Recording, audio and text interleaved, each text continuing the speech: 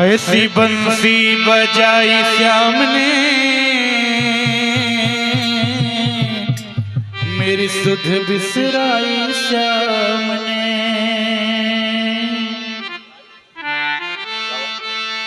ऐसी बंसी बजाई श्याम ने मेरी सुध बिसराई श्याम ने। ऐसी बंसी बजाई श्याम ने मेरी सुध बिसराई श्याम ने। ऐसी बंसी बजाई श्याम ने मेरी सुध बिसराई श्याम ने। ऐसी बंसी बजाई श्याम ने मेरी सुध बिसराई श्याम ने। मैं हुई दीवानी मैं हुई मस्तानी, मैं हुई दीवानी मैं हुई मस्तानी, मैं हुई दीवानी मैं हुई मस्तानी, मैं हुई दीवानी मैं हुई मस्तानी। ऐसी बंसी बजाई श्याम ने मेरी सुध बिसराई श्याम ने। ऐसी बंसी बजाई श्याम ने मेरी सुध बिसराई श्याम ने।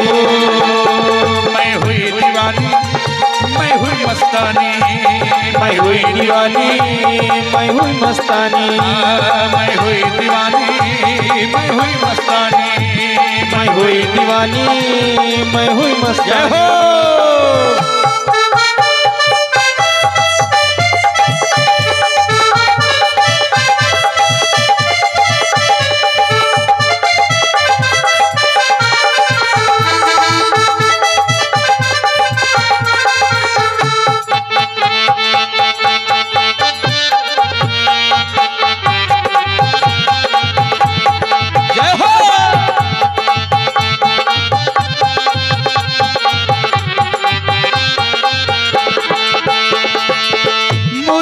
धुन जब पड़ी कानन में नींद ने आई श्याम मेरे नैनन में। मुरली की धुन जब पड़ी कानन में नींद ने आई श्याम मेरे नैनन में। मुरली की धुन जब पड़ी कानन में नींद ने आई श्याम मेरे नैनन में। मुरली की धुन जब पड़ी कानन में नींद न आई श्याम मेरे नैन। और मेरी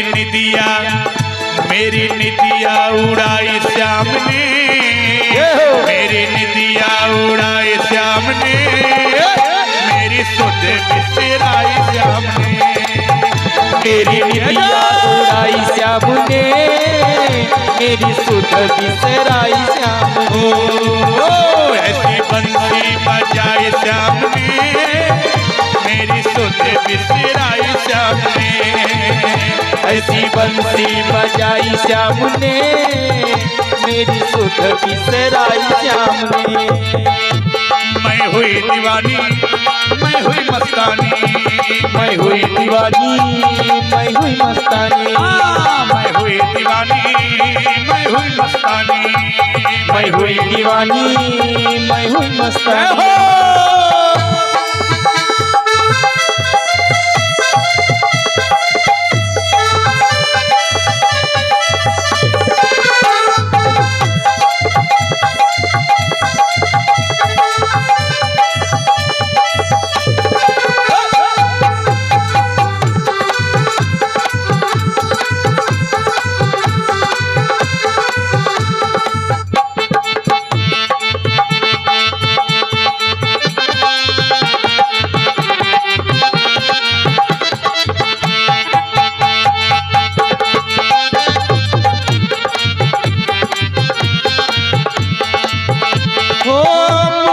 धुन सुन जिया लहराए उठे उमंग रहा ना जाए। मुरली की धुन सुन जिया लहराए उठे उमंग रहा ना जाए।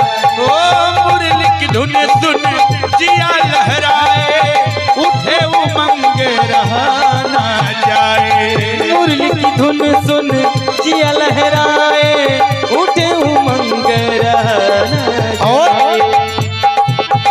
ऐसी ऐसी मस्ती चढ़ाई श्याम ने, ऐसी मस्ती चढ़ाई श्याम ने, मेरी सुध बिसराई श्याम ने, ऐसी मस्ती चढ़ाई श्याम ने, मेरी सुध बिसराई श्याम ने।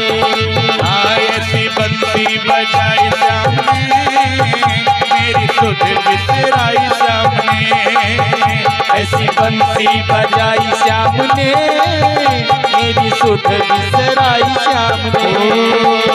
मैं हुई दीवानी, मैं हुई मस्तानी, मैं हुई दीवानी, मैं हुई मस्तानी। हरी हरी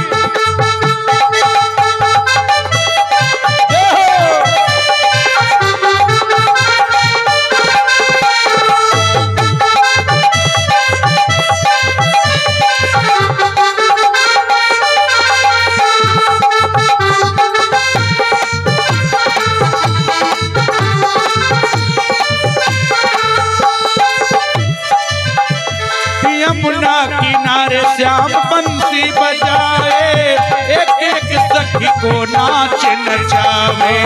यमुना किनारे श्याम बंसी बजाए, एक एक सखी को नाच नचाए। यमुना किनारे श्याम बंसी बजाए, एक एक सखी को नाच नचावे। यमुना किनारे श्याम बंसी बजाए, एक एक सखी को नाच नचाए। हाथ उठा के झूमते हुए गाएंगे। ऐसी रात से रचाई श्याम ने, मेरी सुध बिसराई श्याम ने, ऐसी रात से रचाई श्याम ने, मेरी सुध बिसराई श्याम ने। ऐसी बंसी बजाई श्याम ने, मेरी सुध बिसराई श्याम ने, ऐसी बंसी बजाई श्याम ने, मेरी सुध बिसराई श्याम ने। बोलिए कृष्ण कन्हैया लाल की जय। मैं हुई दीवानी, मैं हुई मस्तानी, मैं हुई दीवानी, मैं हुई मस्तानी। मैं हुई दीवानी, मैं हुई मस्तानी है। मैं हुई दीवानी, मैं हुई मस्तानी। ओ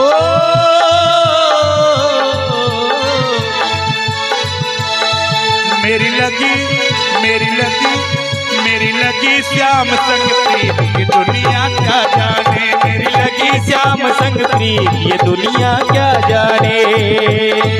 मेरी लगी श्याम संग प्रीत ये दुनिया क्या जाने। क्या जाने भाई क्या जाने, क्या जाने भाई क्या जाने।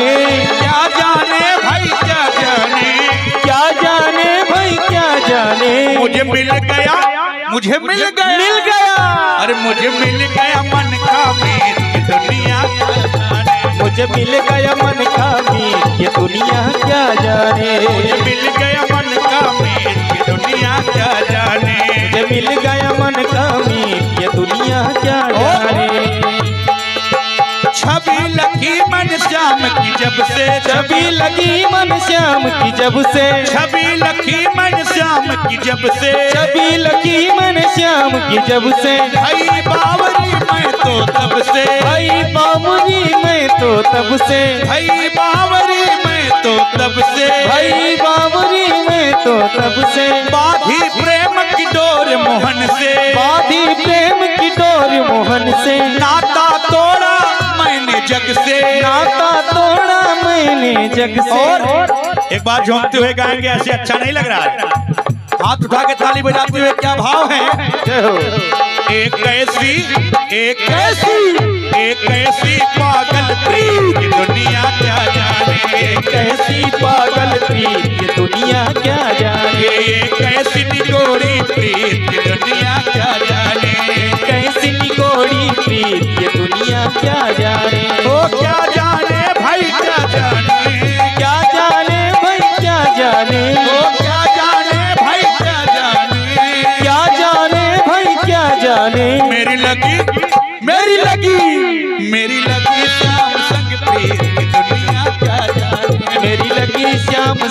प्रीत ये दुनिया क्या जाने। मेरी लगी श्याम संग प्रीत ये दुनिया क्या जाने। मेरी लगी श्याम संग प्रीत ये दुनिया क्या जाने। मेरी लगी श्याम संग प्रीत ये दुनिया क्या जाने। मेरी लगी श्याम संग प्रीत ये दुनिया क्या जाने।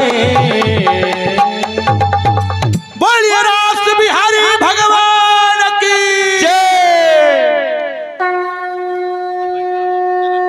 इस प्रकार भगवान रास से महारास किए और इस सारी गोपियां आज भी कहते हैं कि धाम वृंदावन में जो निधि वन है, निधि वन में भगवान स्वयं वहां पे रास करने के लिए पधारते हैं। और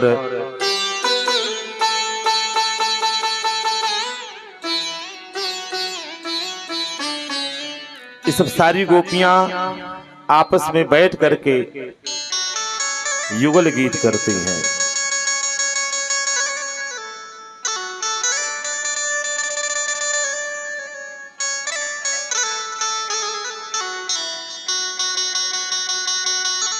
भगवान ने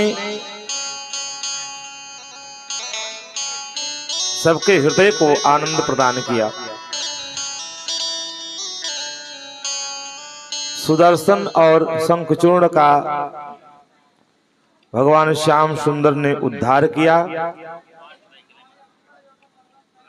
इसके बाद ये सब के सब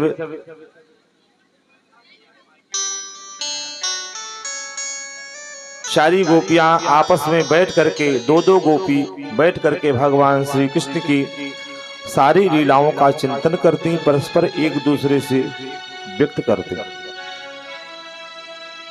इसके बाद भगवान ने अष्टासुर का उद्धार किया और इधर जो है भगवान नित्य प्रतिदिन गैया चराते और गायों की सेवा करते। ग्वाल बाल सखा के साथ नित्य प्रतिदिन कोई न कोई एक सी एक लीला भगवान किया करते।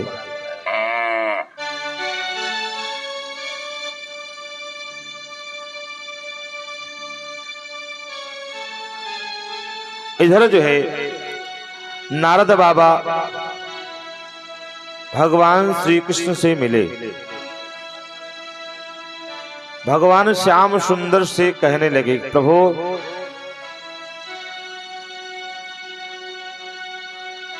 अभी इतना ज्यादा अत्याचार इस असुर का हुआ, अब सहन नहीं हो रहा है। यदि आपकी आज्ञा हो तो मैं कुछ करूं।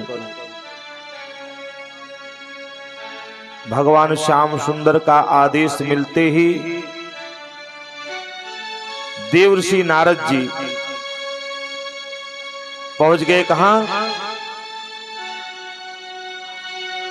सीधे पहुंच गए मथुरा, भोजराज कंस के दरबार में। भोजराज कंस के दरबार में पहुंच करके देवर्षि नारद जी ने कहा, जब पहुंचे हैं तो बड़ा स्वागत हुआ। स्वागत होने के बाद नारद जी आज कह रहे हैं, भोजराज एक बात बताऊं, बहुत गुप्त रहस्य है। हाँ हाँ गुरुदेव बताइए। कहा, जिस बालक को आप समझ रहे हैं ये नंद और वसुदेव का छोरा, वस्तुतः वह छोरा न तो नंद का है न यशोदा का है। कहा तो फिर किसका है गुरुदेव? कहा तुम्हारी बहन देवकी और तुम्हारे जीजा वसुदेव जी का है। अच्छा कैसे गुरुदेव? कहा तुम्हें पता नहीं, जो कन्या थी यशोदा की, जो कन्या हाथ से छूट गई यशोदा के गर्भ से उत्पन्न हुई थी। और इसी में उस योग माया ने सब कर दिया। वो कृष्ण को ले जाकर के वहां कर दिया और स्वयं यहां आ गई और हाथ से छूट करके आकाशवाणी कर दिया। कंस ने कहा तब तो मैं देवकी वसुदेव को नहीं छोड़ूंगा, तुरंत मार डालूंगा। क्यों? क्योंकि यह पापमती है। नारद जी ने कहा एक बात बताऊं, यदि तुमने अगर थोड़ी शीघ्रता की फिर वासुदेव हाथ आने वाला नहीं है। कहा तो फिर क्या? कहा यदि तुमने वसुदेव देवकी को मारा तो वासुदेव हाथ नहीं आएगा। कहा तो फिर? कहा देवकी वसुदेव को अभी तुम मत मारो, अभी केवल बुलाओ, वासुदेव कैसे आवे। कहा तो कैसे बुलाएं गुरुदेव, कोई उपाय है? अरे कहा तमाम मेला ठेला व्यवस्था है, कुछ भी कोई भी आयोजन करके बुला लो, मेले का आयोजन करके बुला लो। तब जो है अक्रूर जी को बुलवाता है। क्यों? क्योंकि अक्रूर जी जो थे ये वसुदेव जी के भाई थे, का परिवार के हैं अक्रूर।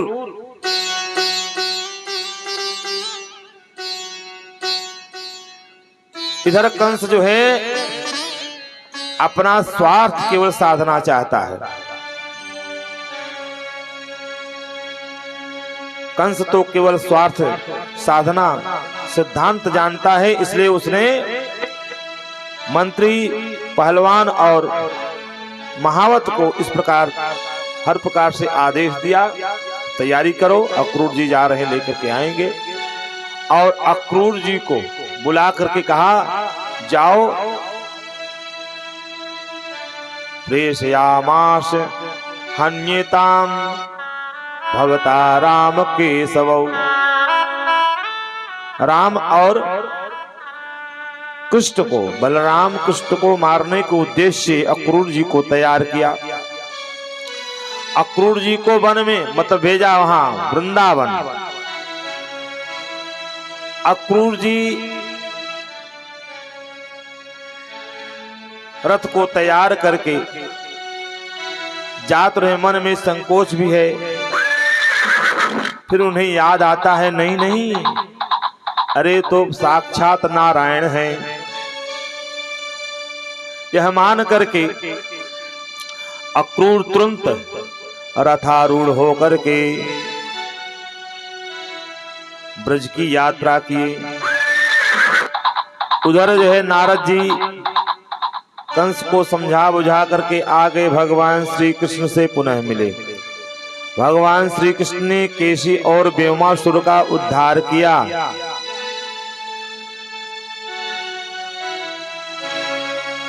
और अक्रूर जी ब्रज की यात्रा कर रहे हैं। अक्रूरो अपि च ताम्रात्रि,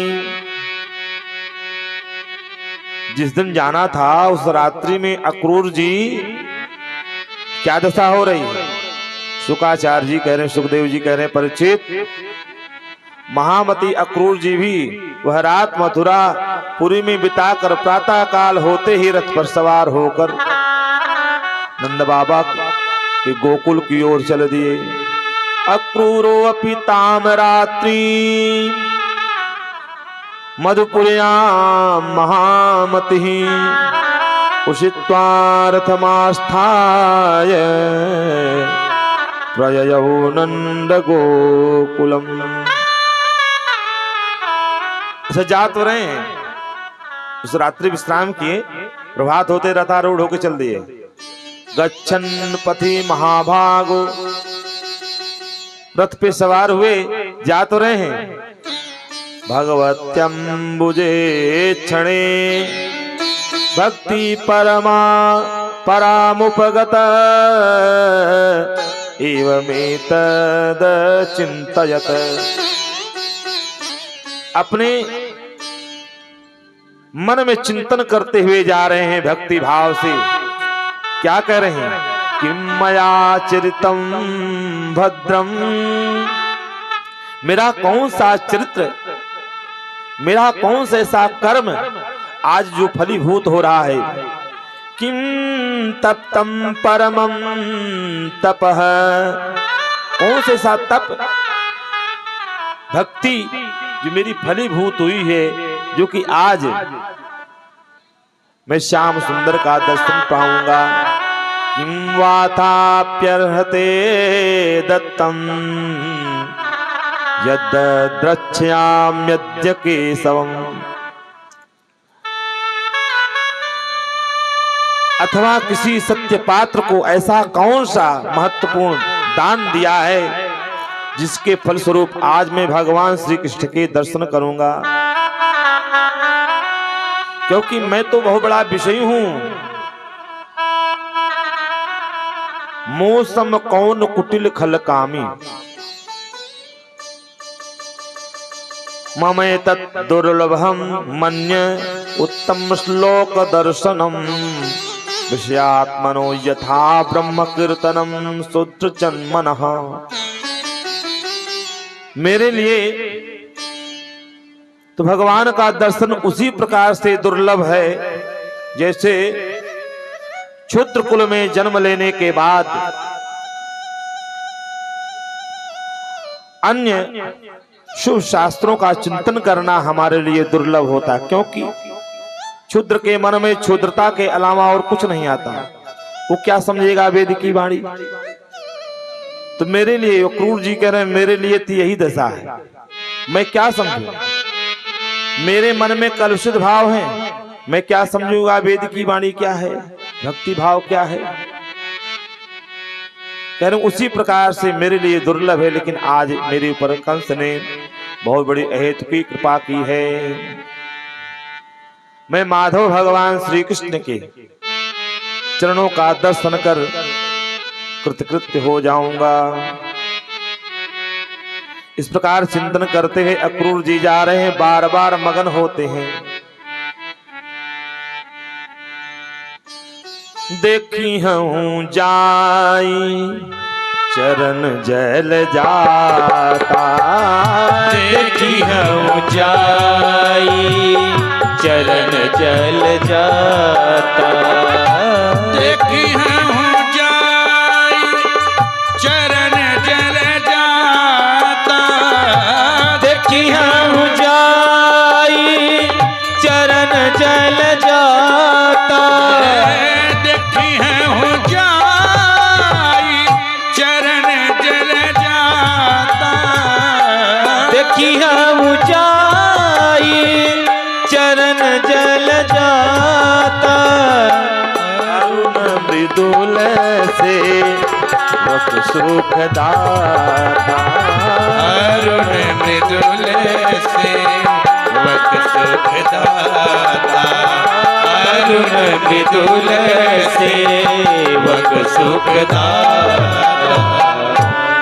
मेरे अहो भाग्य हैं, आज मैं श्याम सुंदर के पाद पद्मों का दर्शन मैं करूंगा। इस प्रकार चिंतन करते हुए जा रहे हैं। जो चरण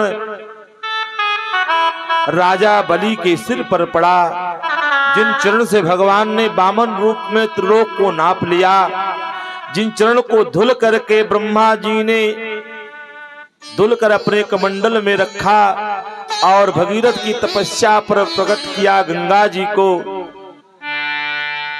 जिन चरणन से निकसी सुरसरी शंकर जटा समाई, आज उन्हीं चरण को सोई चरण केवटे धरी लीनो। राम चरण सुखदाई, राम चरण सुखदाई, भज मन राम चरण सुखदाई, भज मन राम चरण सुखदाई, राम चरण सुखदाई, भज मन राम चरण सुखदाई, भजो मन राम चरण सुखदाई भजो मन राम चरण सुखदाई भजो मन राम चरण सुखदाई भजो मन राम चरण सुखदाई जहि चरणन से निकसी सुर सरी जहि चरणन से निकसी सुर सरी शंकर जटा समाई जहि चरणन से निकसी सुर सरी शंकर जटा समाई जटा शंकरी नाम पजो है जटा शंकरी नाम परो है त्रिभुवन तारन आई भजु मन राम चरण सुखदाई भजु मन राम चरण सुखदाई भजु मन राम चरण सुखदाई भजु मन राम चरण सुखदाई जिन चरणन की चरण पादुका भरत रहो लिविलाई जिन चरणन की चरण पादुका भरत रहो लिवलाई जिन चरणन की चरण पादुका भरत रहो लिविलाई सोई चरण केवट धोई लीनो सोई चरण केवट धोई लीनो तब हरि नाव चढ़ाई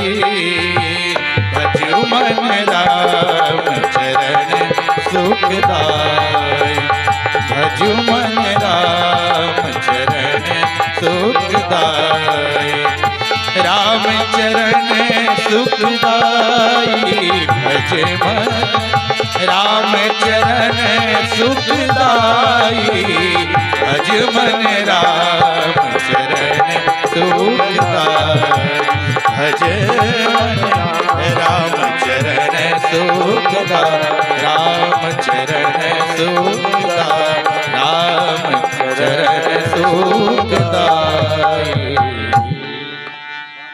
आज वही चरण का दर्शन मैं पाऊंगा। चिंतन करते हुए अक्रूर जी सुबह के चले, शाम होने को आई गोधुली बेला। उस समय भगवान श्याम सुंदर गैया चरा करके लौटे थे। भगवान श्याम सुंदर के चरण चिन्ह दिखाई दे रहे हैं, चरणों के आयुध। रथ रोक करके उतर पड़ते, रज को ब्रज रज को उठा करके सिरोधार्य करते, मत्थे लगाते, प्रणाम करते, ब्रज में लौटने लगते अक्रूर जी। भगवान श्याम सुंदर गौशाले में गैया बांध रहे थे, गौ सेवा में थे भगवान श्याम सुंदर। कृष्ण और बलराम दोनों उसी गौशाला में विराजमान थे। अक्रूर जी वहीं पे गए और तुरंत देखे भगवान श्याम सुंदर, तो पहचान गए कि अक्रूर काका हैं और तुरंत चरणों में गिरे, प्रणाम के हृदय से लगाए। वह स्नेह और प्रेम देखकर हृदय गदगद हो गया। सारा वृतांत, सारी बात सुनाया। भगवान श्याम सुंदर कह रहे हैं,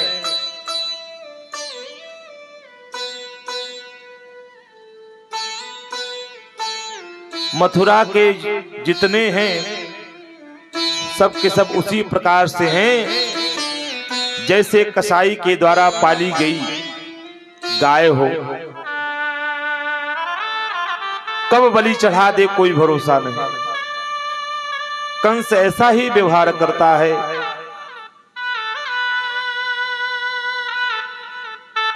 कसाई के द्वारा पाली गई भेड़ों के समान सारी प्रजा है, मैं समझ रहा हूं।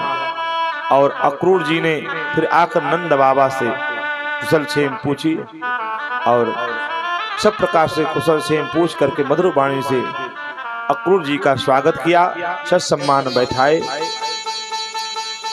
थकावट दूर हुई। और इसके बाद भगवान श्री कृष्ण और बलराम जी ने अक्रूर जी का भली भांति सम्मान किया। वे आराम से पलंग पर बैठ गए। उन्होंने मार्ग में जो जो अभिलाषाएं की थी वे सब पूरी हो गईं, क्योंकि भगवान तो हृदय की गति को जानने वाले हैं। और सब पूर्ण किया। और देवकी नंदन भगवान श्री कृष्ण ने सायंकाल का भोजन करने के बाद अक्रूर जी के पास जाकर अपने स्वजनों संबंधियों के साथ कंस के व्यवहार और उसके अलग अलग कार्यक्रम के संबंध में पूछा और अक्रूर जी ने सब बताया। भगवान श्याम सुंदर कह रहे हैं तो कैसे चलेंगे हम? मेले के बहाने ये मत बताना कि मारने के उद्देश्य से बुलाया, केवल मेला देखने की बात करना। और नंद बाबा से कहा, नंद बाबा ने कहा भैया हम तो ऐसे जाने नहीं देंगे अपने लाला को। मैया करें मैं अपने लल्ला को नहीं जाने दूंगी। और धीरे धीरे जब बात ये बता दिया कि ये आपके लाल हैं जरूर, लेकिन ये पहले देवकी के हैं, वसुदेव के तब आपके हैं। नंद बाबा ने कहा भैया हम कैसे माने? मैया यशोदा ने जब इस बात को सुना तो मैया यशोदा कह रही हैं ये मैं मान ही नहीं सकती।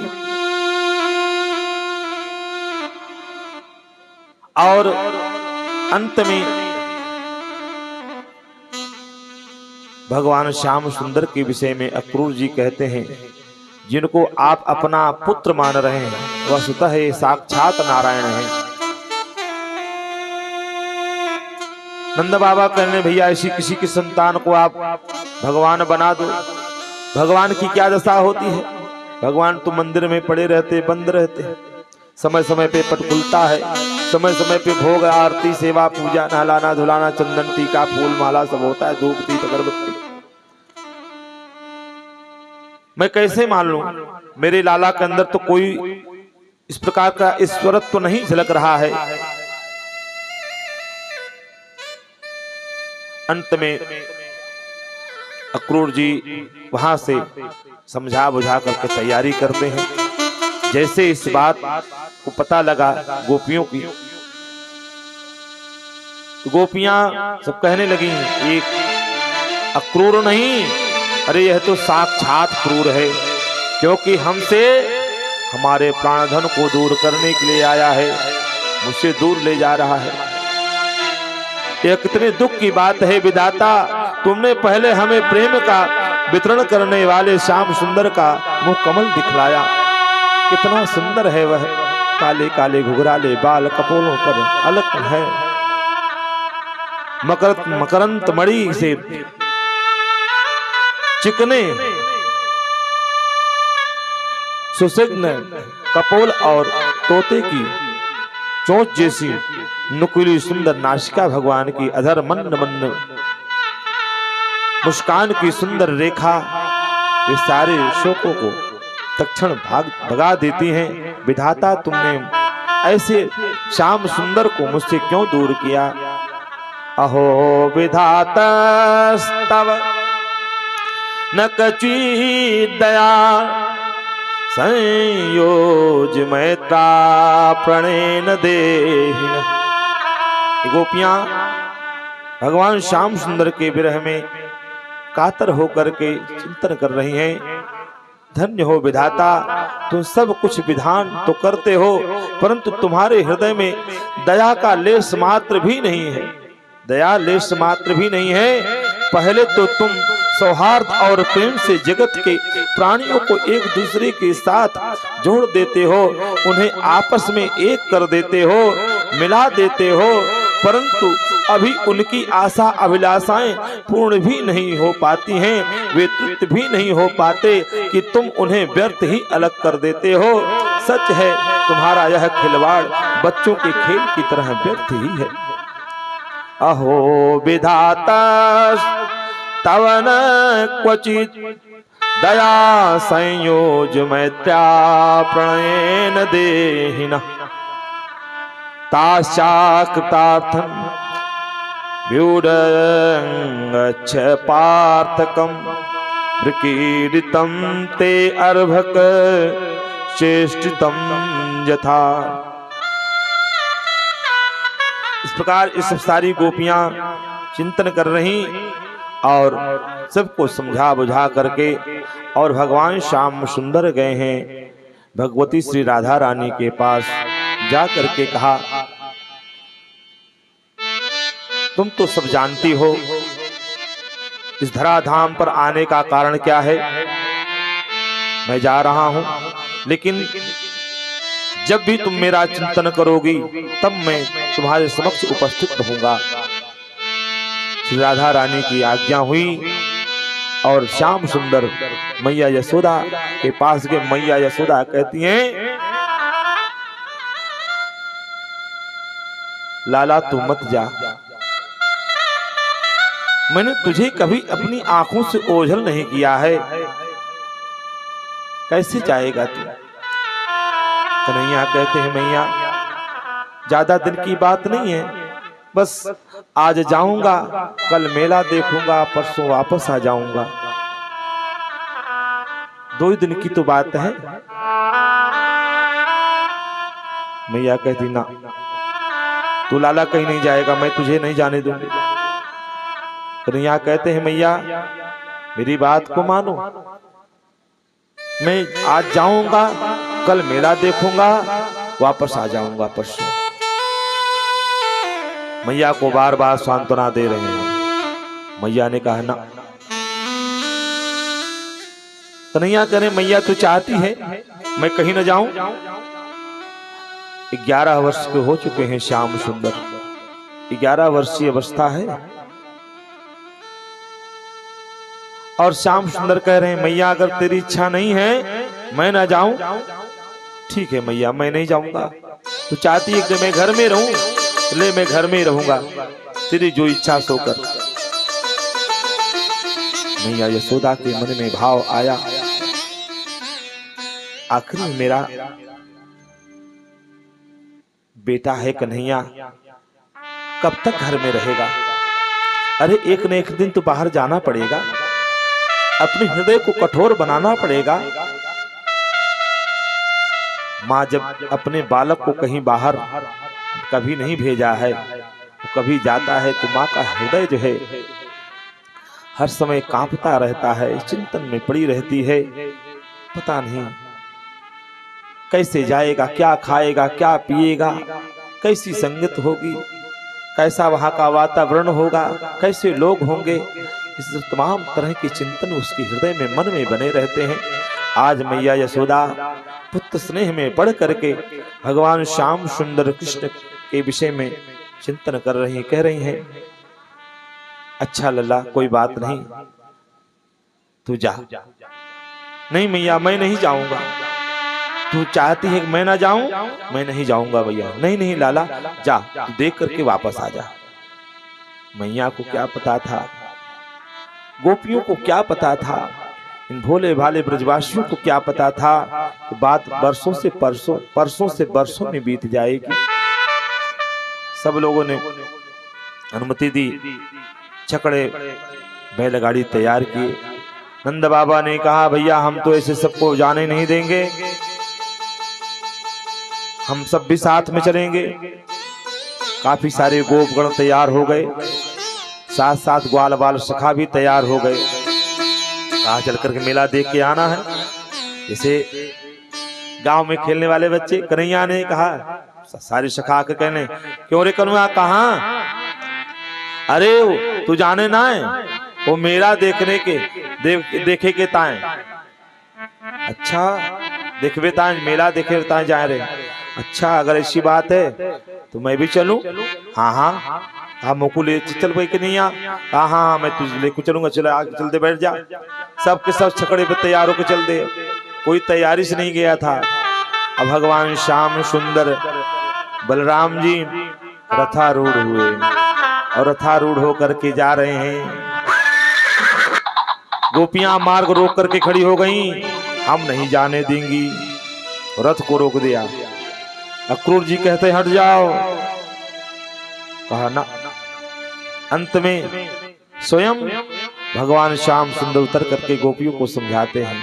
कहते हैं गोपियों, बात केवल एक दिन की है। आज जाऊंगा, कल मेला देखूंगा, परसों वापस आ जाऊंगा।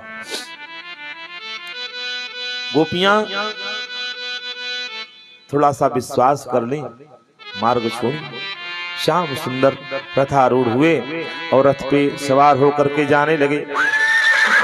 और तब तक वो रथ को देखती रही जब तक रथ का वो पताका दिखाई देता रहा, तब तक सारे लोग देखते रहे। और श्याम सुंदर ब्रज से मथुरा की तरफ गमन किए। बोले श्याम सुंदर भगवान की जय। इधर अक्रूर जी के मन में भाव आया कि मैं जमुना जी में स्नान कर लूं। हाँ हाँ ठीक है, स्नान कर लो काका जी। और उतर करके गए। इनके मन में भय था कहीं ऐसा न हो कंस मार दे। तत्क्षण अक्रूर जी उतरे, जमुना जी में स्नान किए।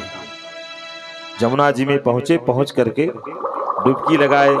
जिन प्रभु को बाहर देखा वही प्रभु अंदर है।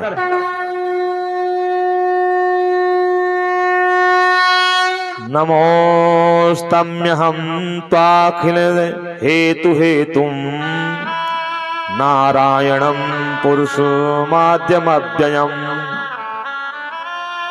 उन्हीं प्रभु को देख रहे हैं।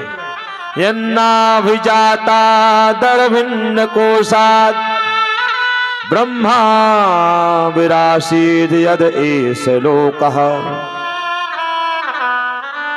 प्रभु आप प्रकृति आज समस्त कारणों के परम कारण है।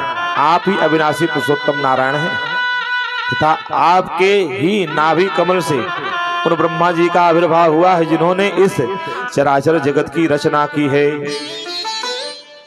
बारंबार कह रहे हैं मैं आपके चरण कमलों में नमस्कार कर रहा हूं। और चिंतन करते करते जो उनके मन में भय था वो भय दूर हुआ और फिर भगवान को ले जाकर गए। कितना ज्यादा समय नहीं बचा जब पहुंचे हैं मथुरा में प्रवेश किए हैं। मात्र केवल प्रहर भर दिन रहा, मतलब 3 घंटा समय था दिन बीतने डूबने में। और पहुंचे हैं। नंद बाबा ने पूछा, अरे भैया कनुआ इतनी देर काहे को लगाई भाई? कन्हैया करें बाबा मोते देर ना है भाई, ये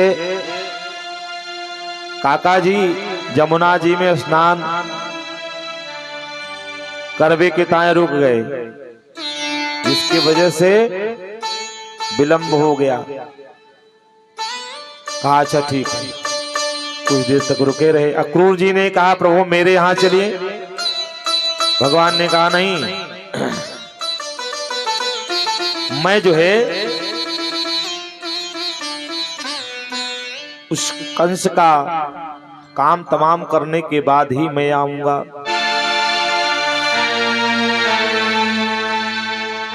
इधर जो है अक्रूर जी को भेज दिया। अक्रूर जी गए। भगवान श्री कृष्ण ने कहा बलराम जी साथ लेकर गोपगण भी साथ में है। नंद बाबा से कहा बाबा मेरी इच्छा होवे तो मथुरा घूम लूं। अरे ना लाला तू बहुत उधम मचावे और कहीं कुछ गड़बड़ कर दिया तो लेने की देनी पड़ जाएगी। भोजराज कंस को दरबार है, ये राज्य है। अरे ना ना बाबा हम कुछ नहीं करेंगे, दाऊ भैया हैं, अगर दाऊ है तब तो जा। अनुमति मिल गई। दाऊ भैया के साथ जाने लगे। जाते रहे घूमते टहलते, तब तक वही दिखा कौन? वो रजत, जो कंस के दरबार का कंस का ही वस्त्र धुलता था।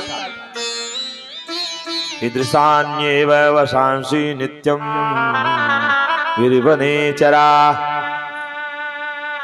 भगवान श्री कृष्ण ने कहा, मामा जी प्रणाम। अरे भैया मामा जी काहे के?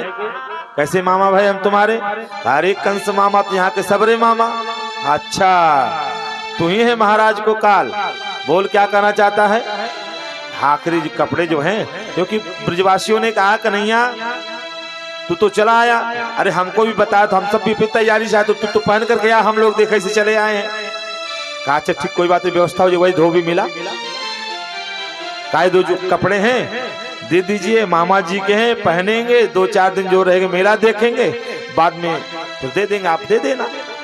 अच्छा जंगली कहीं के ईदृशान्येव वासांसि नित्यं गिरिवने चरा परिधत्त किमुद्वृत्ता राजद्रव्याण्यभीप्सिता। कहा ए बताओ तुमने कभी राजसी वस्त्र देखा है?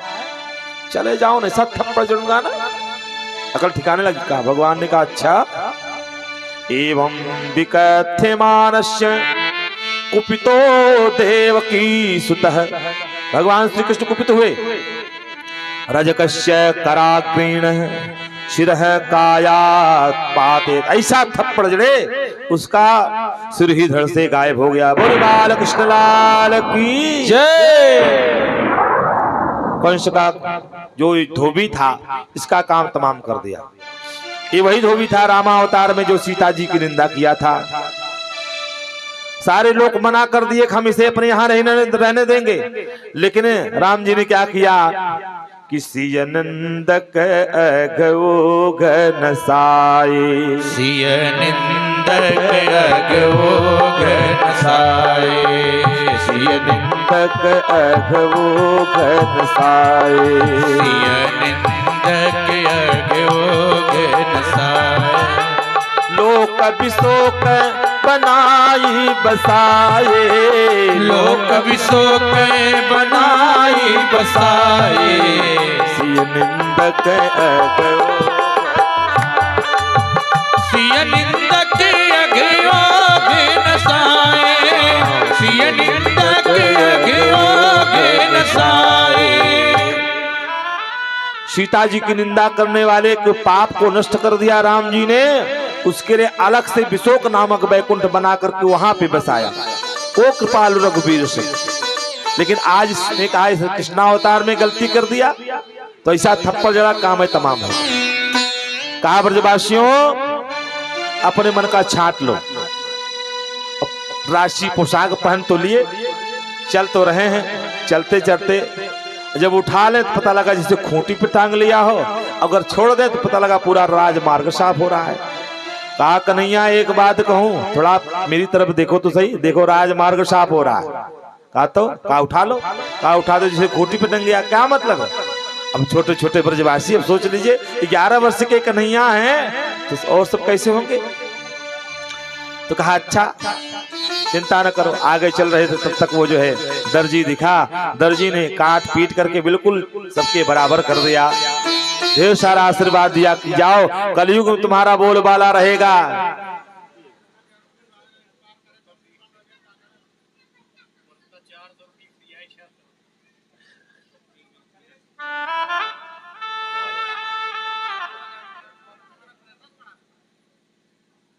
बोले राधा माधव भगवान की जय।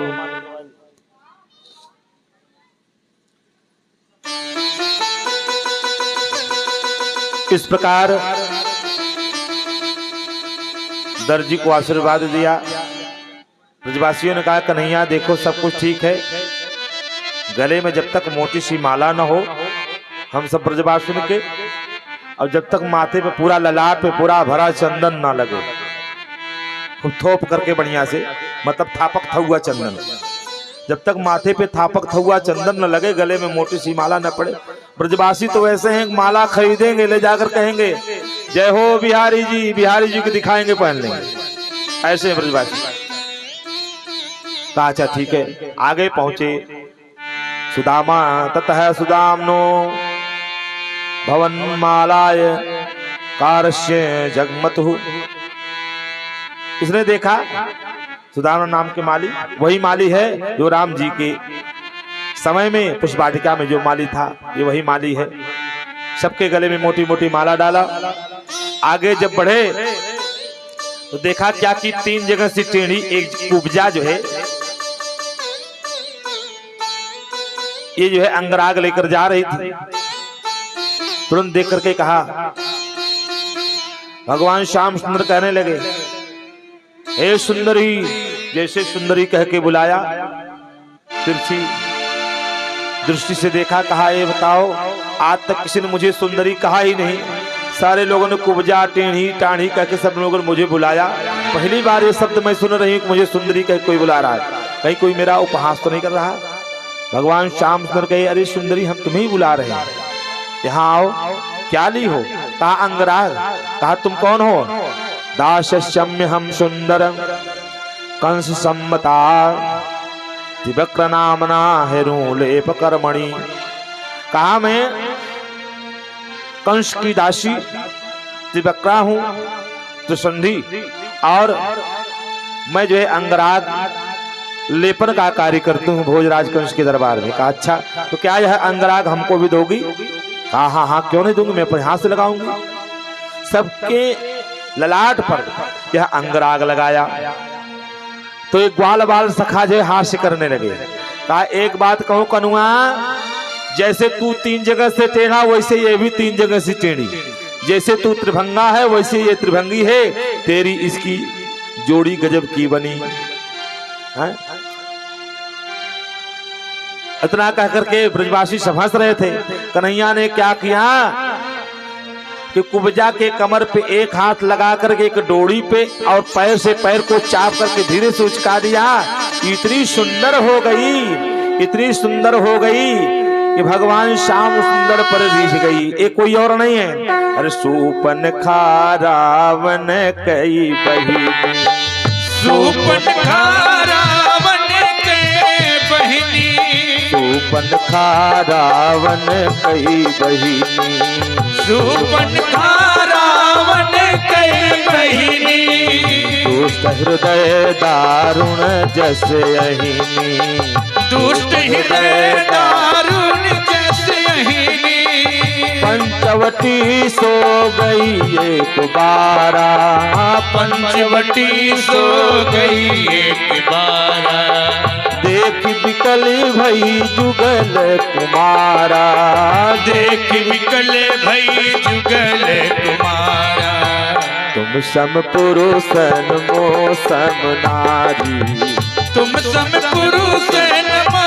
सम नारी, संयोग विधि रचा विचारी, यह संयोग विधि रचा विचारी। सुपुनखा जा करके राम जी से विवाह की याचना की।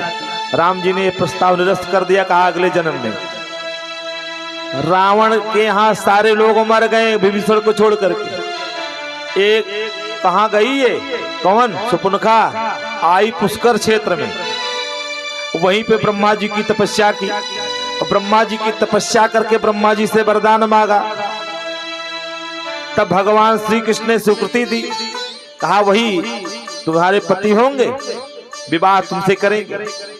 आज भगवान ने वही सुपुनखा ही त्रिसंधि है, कुब्जा है, भगवान ने सुंदरता प्रदान करके कहा चिंता न करो, कंस को मारने के बाद मैं तुम्हारे यहाँ आऊंगा। भगवान वहां से आगे बढ़े। इसके बाद जाते जाते गए सायंकालीन परशुराम जी ने धनुष दे रखा था और कह रखा था कि ये धनुष जिस दिन टूटेगा उस दिन तुम्हारा प्राण भी छूटेगा, जब तक ये धनुष है तब तक तुम जीवित हो, ऐसा समझा करके जो है परशुराम जी धनुष को दिए थे। उस धनुष की सेवा पूजा हो रही थी। भगवान श्याम सुंदर पहुंचे और उस धनुष को देखते देखते उठाए, प्रत्यंचा चढ़ाए कि प्रभु दो चाप खंड महिलारे, प्रभु दो चाप खंडे महिलारे, देखी लोग सब दुखा देखी लोग सब भय पुकारे, देखी लोग सब भय। भगवान श्री कृष्ण ने उस धनुष को उठाए, प्रत्यंचा चढ़ाए, दो खंड करके रख दिए। भगदड़ मच गई, मारो मारो। और एक सेवक गया, महाराज धनुष टूट गया। कहा जब धनुष टूट गया तो मेरी भी गारंटी खत्म, मैं कब तक जीवित हूं। उसके बाद उस रात्रि जो है नाना प्रकार के स्वप्न को देखा। यह स्वप्न ऐसा देख रहा है, स्वप्ने प्रेत परिसंग खरयानम विषादनम। स्वप्न क्या देखा कि प्रेत को पकड़ करके आलिंगन कर रहा है। स्वप्ने प्रेत परिसंग खरयानम विषादनम। गधे पर सवार है, खर माने गधा, और बहुत दुखी है। नरदमाल्येक अस्तैलाभ्यक्तो दिगंबर। और निर्वस्त्र होकर के ये तेल में स्नान किया है। ये सब अशुभ स्वप्न देखा है। और इस प्रकार यह उस रात्रि से निद्रा न आई। और कुबल्यपीड़ नामक हाथी को मदिरा पान करा करके, जो मल्लशाला के 4 द्वार थे, 3 द्वार को बंद करा करके दूसरे दिन कुबल्यपीड़ को वहीं पे मेन द्वार पर खड़ा कर दिया। सारे लोग अंदर हैं। भगवान श्याम सुंदर बलराम पहुंचे अंदर, जा रहे हैं, लेकिन वह कुबल्यपीड़ हटा नहीं रहा है। और महावत से भगवान श्याम सुंदर कह रहे हैं बार बार के अपने हाथी को हटाओ, लेकिन यह नहीं हटा रहा है। तम कुबल्य या पीडम दृष्ट्वा तावपी दुर्जयो। यह बड़ा दुस्तर है और जब नहीं हट रहा है। अंत में जब भगवान श्री कृष्ण की तरफ झपटा तो क्या कि कुबल्यपीड़ का काम तमाम कर दे। बोले श्याम सुंदर भगवान की जय। महावत समेत कुबल्यपीड़ हाथी को मार करके रक्त की छींटे भी मुखमंडल पर पड़ी है। भगवान श्याम सुंदर उस मल्लशाला में पधारे। जब उस मल्लशाला में पधारे तो देख करके चारों ने कहा, अरे आओ आओ श्याम सुंदर, आओ आओ आओ कृष्ण आओ, हम तो तुम्हारी प्रतीक्षा कर रहे थे। क्यों भाई, तू मेरी प्रतीक्षा क्यों कर रहा था? अरे इसलिए कि यहाँ सब सारे लोग बैठे हैं, एक एक दो दो हाथ चलो हम सब दिखाएं। कहा अरे बेशर्मो, थोड़ी बहुत लाज शर्म है कि सब बेच खाई। अरे कहा तुम कितने बड़े मुस्टंडे, बड़े बड़े, हम कहा 11 वर्ष के हैं? अरे मेरे बराबर का योद्धा लाओ तो हम युद्ध करें। कहा ना ना न बालो न किशोरस तुम बलश्च बरिनाम, न तुम किशोर हो न बाल्य हो, तुम महा बलवान के भी महाबलवान हो। न बालो न किशोरस तुम बलश्च बरिनाम, लीलेभ्यो हतो ये न सहस्र द्वीप सत्भृत। कहा अभी भी देखते देखते तुमने जो है सहस्त्रों 1000 हाथियों का बल रखने वाला उस कुबल्यपीड़ नाम हाथी को मार दिया। अभी एक से एक महा दैत्य को, बड़े बड़े बलवान जिनको तुमने मारा है खेल खेल में, इसलिए तुम न बाल हो न किशोर हो, महा बलवान से भी महाबलवान हो। इसलिए आओ एक एक दो दो हाथ हो जाए। मुष्टिक चारुण सल तोसल मुष्टिक चारुण आज ये सब पहलवान कूट मिल करके सब लड़ने लगे। लेकिन भगवान श्याम सुंदर बलराम मिल करके एक एक करके सबका काम तमाम कर दिए। जब सबका काम तमाम हुआ तो जो बचे थे लोग भगे। 6 को मारा, 4 जब भागने लगे, कंस ऊपर बैठा था, सारे लोग बैठे थे। देवकी वसुदेव को बैठा रखा था, नंद को कहा इन्हीं के सामने कृष्ण बलराम को मरवाऊंगा, इनको कितनी पीड़ा होगी। वो मैं देखूंगा तब मैं इनको मारूंगा। अब बड़े जोश जब ये पहलवान भागले, कहा पकड़ो पकड़ो मारो मारो, कहा पकड़ो पकड़ो मारो मारो।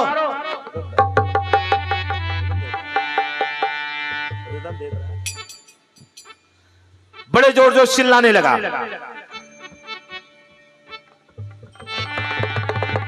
बड़े जोर जोर से चिल्लाने लगा, पकड़ो कृष्ण को पकड़ो मार दो, बलराम को पकड़ो मार दो, और तो और वसुदेव को मारो, नंद को मारो, देवकी को मारो, जितने को पकड़े आए सबको मारो, किसी को मत छोड़ो।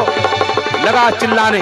देखते देखते भगवान श्याम सुंदर उसके पास चढ़ गए और कहा, मामा जी याद कर लो अपने अपने पाप को, क्या क्या तुमने पाप की। जट पहुंच करके सीधे उसके केस को पकड़ा। अब केस को जब पकड़ा, कहा पकड़ करके कहा कृष्ण मेरे बाल छोड़ दो। कहा ऐसी मेरी मैया देवकी के बाल को तुमने पकड़ा था, तब उसमें जो पीड़ा हुई तुमने रस से गिराया था। और कहा याद कर लो सारे पाप को। और याद करने के बाद भगवान श्री कृष्ण उठा करके वहीं से धाम ने फेंका, कंस का काम तमाम हो गया, ऊपर से कूद पड़े। बोले कृष्णचंद्र भगवान की जय। कंस का काम तमाम कर दिया। इसके बाद कंस की पत्नी अस्ति और प्राप्ति आई रोती हुई, अस्ति प्राप्ति रोती हुई आई, देखी कह रही हाँ नाथ तुम सर्वज्ञ, तुम कितने धर्मज्ञ, तुम कितने बड़े धर्मज्ञ हो। अब कितने बड़े धर्मज्ञ थे सब जानते थे। भगवान श्याम सुंदर ने कहा जाओ इनकी जो है अंत्येष्टि की व्यवस्था करो मामी जी। अस्ति प्राप्ति कंस की दोनों पत्नियां थीं, ये पहुंच गई अपने पिता जरासंध के पास। जरासंध सारी बात जानने के बाद कहा बेटी मैं तुम्हारे पति को तो वापस नहीं ला सकता, लेकिन तुम्हारे पति के शत्रु कृष्ण बलराम को मैं छोड़ने वाला नहीं। यह तैयारी करने लगा, समस्त दुष्टों को एकत्रित करने लगा। 23 अक्षौणी सेना एकत्रित की और इधर भगवान श्री श्याम सुंदर और बलराम जी को देखकर देवकी वसुदेव का हृदय गदगद हो गया, आह्लादित होने लगा हृदय।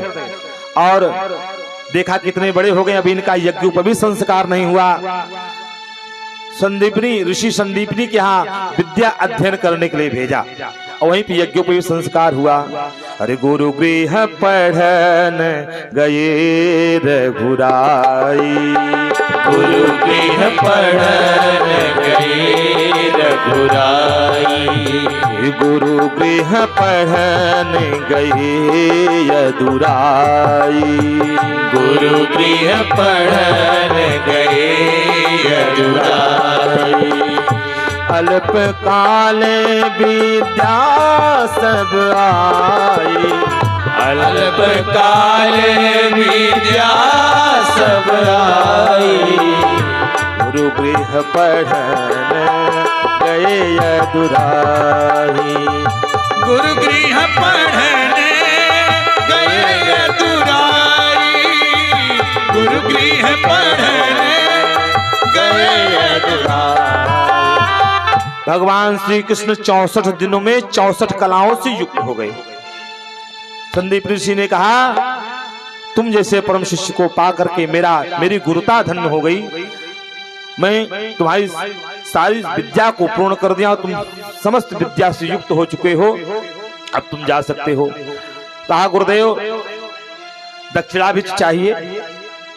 कहा मुझे कुछ नहीं इच्छा है, हाँ अगर देना हो तुम्हारी गुरु माता अगर चाहे तो भले, कुछ कहे हम नहीं कह सकते कुछ। गुरु माता से कहा तो गुरु माता ने कहा हे श्याम सुंदर जब तक तुम रहे तब तक तो हमें अपने पुत्र की याद नहीं आती रही, अब तुम चले जाओ मुझे अपने पुत्र की याद आएगी।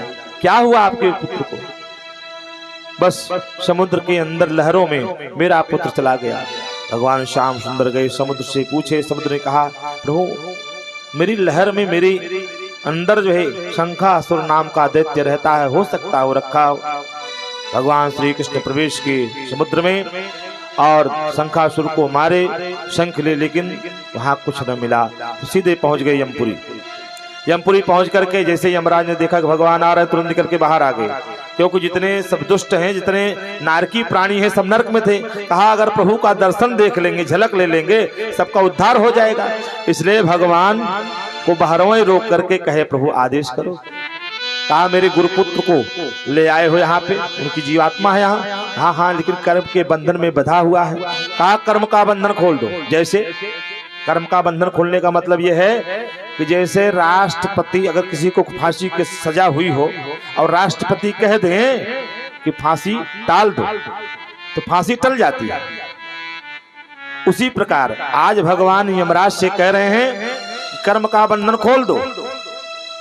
जीवात्मा को ला करके दिया यमराज जी ने। भगवान ले आए स्वयं शरीर निर्माण करके, जितने वर्ष की हुई थी, जैसी अवस्था थी, जो स्वरूप था वैसे उतने रूप बना करके गुरुपुत्र को, गुरु माता को समर्पित कर दिया। गुरु ऋण से उऋण हो गए। बोले कृष्ण बलदेव की जय। इसके बाद भगवान वहां से आए, इधर बैठे रहे और उद्धव जी एक बार देखे भगवान श्री कृष्ण श्याम सुंदर रो रहे थे अपने गोपियों की याद में, गोपों की याद में, मैया यशोदा की याद में, गायों को रवाना सबको देकर रुदन कर रहे थे। तो उद्धव जी ने देखा रोते हुए भगवान श्याम सुंदर को। कहा ये बताओ तुम रो क्यों रहे? कहा मुझे अपने उन भोले भाले ब्रजवासियों की याद आ रही है और उनका वो साथ में खेलना, उठना, बैठना देख करके मुझे बहुत याद आती है। मैं जब एकांत में होता हूँ हे उद्धव, मैं रो लेता हूँ। रोने से थोड़ा सी दुख हल्का हो जाता है। और तब जो है उद्धव जी कहने लगे ऐसा क्या किया है गंवारों ने कि जो तुम उनकी याद में इतना तड़पते रहते हो? मैं जो है चलकर समझाऊंगा। अपना ही वस्त्र धारण करा करके, मोर मुकुट आदि देकर रथ पे रथारूढ़ करा कर से जो भेजा। अक्रूर वहां पे जाते हैं, उद्धव जी वहां पे गए, सारे लोगों ने देखा और देख करके घेर लिया। मेरे लिए क्या भेजा, मेरे लिए क्या भेजा? एक पत्रिका थी, पाती को सब पकड़ कर नोचने लेंगे, नोचते नोचते कई टुकड़ों में विभाजित हो गया। कहा अगर एक हो तो समझाऊं, यहाँ जब पूरे कूप में भांग पड़ी है किसको समझाऊं? अंत में उद्धव जी गए थे ज्ञान की गठरी लेकर के और आए तो भक्ति से सराबोर हो करके। और गोपियों ने कहा अरे उस काले की बात कर रहे हो? उद्धव सब कारे अजमाए, काला नाग पिटारी पाले, हंसी हंसी दूध पियाए, चूक परे पर वह नहीं अपने अंगुरी में डस सिखाए। काले केस सिरन पर पाले, तेल फुलेल लगाए, समय भये पर वह नहीं अपने श्वेत रंग दिखलाए। कोयल के सुत कागा पाले, हंसी हंसी कंठ लगाए, समय भये पर पंख भये पर वह नहीं अपने कुटुंब को धाये। ऊधो सब कारे अजमाए। कार्य लोग होते ही, वैसे ही श्याम सुंदर को जब पलना था, बड़ा होना था, तो हमारे ब्रज में रहे और जब बड़े हुए चले गए, दिल लगा करके सबसे प्रेम लगा कर चले गए। इसलिए मन एक ही था, वो श्याम सुंदर के साथ चला गया। उद्धव जी कह रहे हैं कि मन को ईश्वर में लगाओ। ईश्वर कहाँ रहे? सर्वत्र है। कहा उद्धव मन न भय 10-20, एक मन था श्याम के साथ चला गया और है नहीं जो अन्य और दूसरे मन से मैं ईश्वर की आराधना कर लूं। ये तो प्रेम की बात है उद्धव, ये तो प्रेम की बात है उद्धव, बंदगी तेरे बस की नहीं है। ये तो प्रेम की बात है उद्धव, बंदगी तेरे बस की नहीं है। यहाँ सिर देकर होते हैं सौदे, यहाँ सिर देकर होते हैं सौदे, आस की इतनी सस्ती नहीं है। आस सिर देकर होते हैं सौदे, आशिकी इतनी सस्ती नहीं है। ये तो प्रेम की बात है उधो।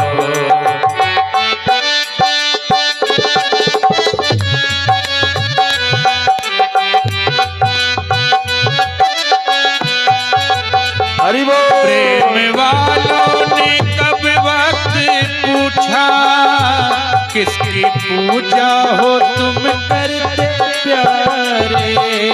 प्रेम वाले ने तब वक्त पूछा, किसकी पूजा हो तुम करते प्यारे।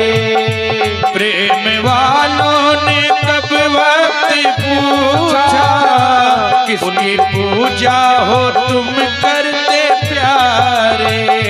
प्रेम वालों ने कब वक्त पूछा, किसकी पूजा हो तुम करते प्यारे।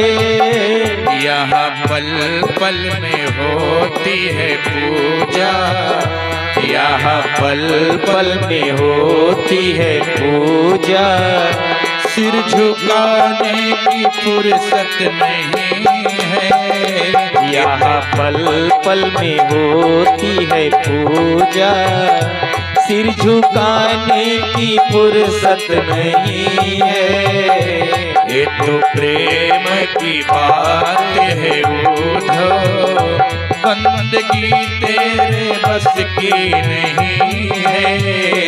ये तो प्रेम की बात है उधो, बंदगी तेरे बस की नहीं है।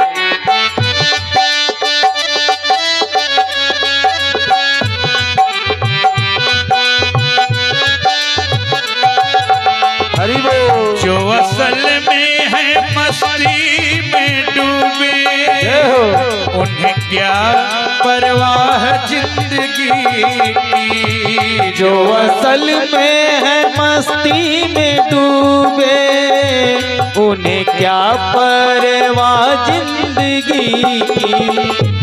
जो असल में है मस्ती में डूबे, उन्हें क्या परवाह जिंदगी की। जो असल में है मस्ती में डूबे, उन्हें क्या परवाह जिंदगी की।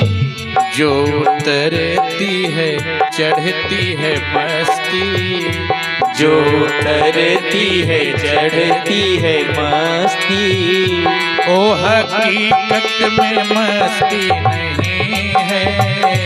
जो उतरती है चढ़ती है मस्ती, वो हकीकत में मस्ती नहीं है। ये तो प्रेम की बात है उधो, बंदगी तेरे बस की नहीं है। ये तो प्रेम की बात है उधो, बंदगी तेरे बस की नहीं है। गोपियां इस प्रकार उद्धव को खरा खरा जवाब दी। उद्धव जी ज्ञान की गठरी लेकर के गए थे, खुला नहीं और वापस वैसे चले आए। अब आकर के श्याम सुंदर से कह रहे हैं, श्याम सुंदर तुम कितने बड़े निष्ठुर हो, इतने कठोर हो, तुम गोपियों की प्रति तुम्हारे हृदय में थोड़ी दया नहीं आई। भगवान कृष्ण कहने बस बस उद्धव बस, यही तो हम चाह रहे थे। तुम्हारे अंदर ज्ञान था लेकिन भक्ति नहीं थी, भक्ति आ गई बस बात खत्म हो गई। इस प्रकार भगवान देखे कि इधर जरासंध तेज तक छोड़ी सेना लेकर के आक्रमण कर रहा है और आक्रमण करके 17 बार 18 बार लगभग आक्रमण किया और सब बार मारते रहे। अंतिम में ये म्लेच्छों की सेना लेकर काल एवं के साथ आया। भगवान श्री कृष्ण उसी रात्रि विश्वकर्मा भगवान को आदेश दे दिए, द्वारिकापुरी का निर्माण किया, जितने मथुरावासी से सबको उठाकर वहां पे स्थापित कर दिया। और इधर जो है ब्राह्मणों की सेवा पूजा कर ब्राह्मणों से आशीर्वाद लेकर के जरासंध आया विजय होने का। ब्राह्मणों ने विजय होने का आशीर्वाद दे दिया, क्योंकि ब्राह्मणों ने कहा देखो हम तुम्हारे लिए अनुष्ठान पूजा पाठ करेंगे, तुम विजयी हो जाओगे। कहा बस अगर हो गया तब तो फिर तुम्हें माला माल कर देंगे। ब्राह्मणों ने पूजा पाठ किया, आया विजय का पताका फहराते हुए। भगवान श्री कृष्ण जान रहे थे कि आज जो है ब्राह्मणों का आशीर्वाद लेके आया, इसलिए इसको मारना ठीक नहीं है। और तो हर बार कृष्ण और बलराम मिलकर के सबको मारते रहे। अब की बार कालेवन के साथ इसका आगमन हुआ। इसका आगमन जान करके भगवान श्री कृष्ण क्या करते हैं, रण छोड़ करके भाग जाते हैं। बोले रण छोड़ भगवान की जय। रण छोड़ भगवान भगे और इधर कालेवन ने पीछा कर दिया। इसने मथुरा मंडल को घेर करके आग लगा दिया। अब विजय का पताका फहराते हुए गया अपने घर। कालेवन ने पीछा कर लिया। इधर गुफा में, पहाड़ की गुफा में महाराज मुचकुंद त्रेता युग से सो रहे थे। और उसी समय भगवान श्री कृष्ण पहुंच करके अपनी पीताम्बरी उड़ा दी, उड़ा करके स्वयं छिप गए। ये आया पैर पे पैर लगा मारने, पैर पे पैर लगा मारने। अब तब तक महाराज मुचकुंद की आंखें खुली। आंख खुल करके देखे, सामने दृष्टि पड़ी, वो जल करके भस्म हो गया। क्योंकि उसे श्राप, मतलब यदुवंशियों को श्राप दे दिया था गर्गाचार्य जी ने कि मैं ऐसे संतान उत्पन्न करूंगा यदुवंशी में कोई उसे मार नहीं पाएगा। क्योंकि यदुवंशियों के द्वारा अपमान मान कर इन्होंने ऐसा किया, प्रणाम नहीं किया था और यही कालेवन को उत्पन्न किया था। इसको मारने के लिए भगवान श्री कृष्ण महाराज मुचकुंद के सामने आए। ये राम जी की पूर्वज हैं, अयोध्या के राजा हैं महाराज मुचकुंद। और कालेवन का काम तमाम हुआ। फिर भगवान बलराम आए। महाराज रेवत की कन्या त्रेता युग से प्रतीक्षा कर रही थी। बहुत बड़ी थी रेवती, इतनी लंबी थी। और बलराम जी के साथ विवाह होना था। इनके विवाह के लिए ब्रह्मा जी के पास गए महाराज रेवत। वहां गाना बजाना हो, यहाँ कई युग बीत गया। पूछे जब गाना बजाना खत्म हुआ तो ब्रह्मा जी